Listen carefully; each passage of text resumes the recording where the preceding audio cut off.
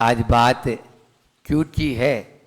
और जब मैं नीचे आ रहा था पहाड़ से तो एक बालक ने पूछा भी था, दर्शन ने, कि महाराज जी आज क्यू पे क्या बोलेंगे।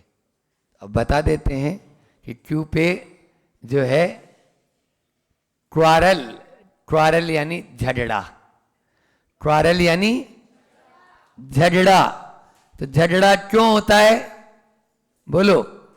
झगड़ा इसलिए होता है कि जब एक दूसरे के मन में बात नहीं मिलती है तो झगड़ा हो जाता है। एक बोलता है ऐसा, दूसरा बोलता है वैसा, तो ऐसा वैसा फिर बस बात बढ़ जाती है। और झगड़े के बाद क्या होता है? जो तगड़ा होता है, झगड़े के बाद रगड़ा, और रगड़े के बाद जो तगड़ा होता है उसी का नगड़ा बच जाता है। समझ में आया? तो इसी प्रकार से यहाँ पर 4 कारण और 4 निवारण अल्प समय में आपको दे देते हैं कि झगड़ा क्यों होता है। उसके 4 कारण हैं। सबसे पहला है रुचिर भेद। रुचि भेद यानी मुंडेर मुंडेर मतेर भिन्ना। जितने माइंड होते हैं ना, उतनी सबकी अपनी अपनी रुचि होती है। बस एक दूसरे को चलाने का कार्य, थोपे नहीं, एक दूसरे को चलाने का कार्य नहीं करें, ऐसी भावना। तो यहाँ सबसे पहला बताया मैंने रुचि भेद। दूसरा है ईगो। हमारा अहंकार जब आड़े आ जाता है तो झगड़ा हो जाता है। अहंकार जहां, झगड़ा वहां। और तीसरा है आग्रह।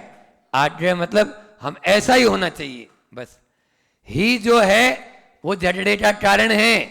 आचार्य भगवान ने बहुत अच्छा दोहा दिया है, ही से भी की और ही बड़े चले हम लोग, और 6 के आगे 3 हो, विश्व शांति का योग।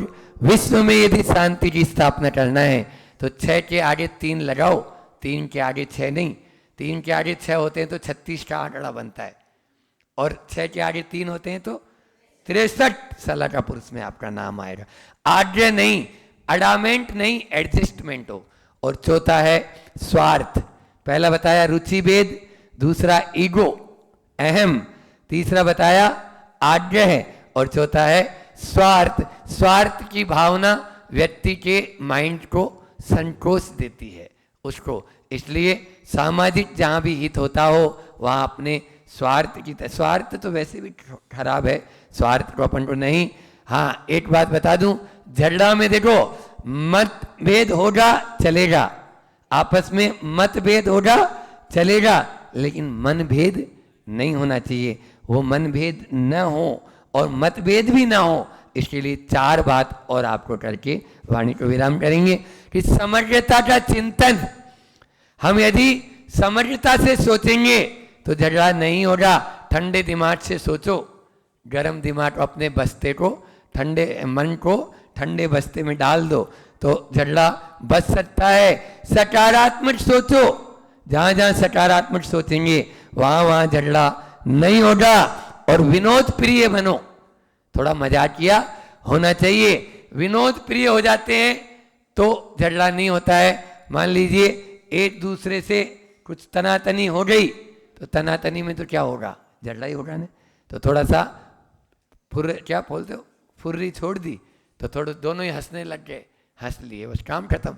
और मौन हो जाओ, जहाँ झगड़ा होता है वहाँ पर एक को मौन होना जरूरी है।